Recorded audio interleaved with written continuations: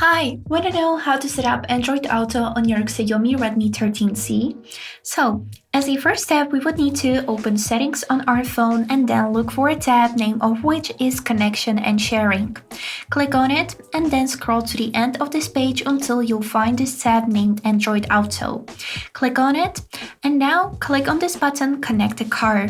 Here, to get started, we would need to plug our phone into the vehicle Android Auto compatible USB port.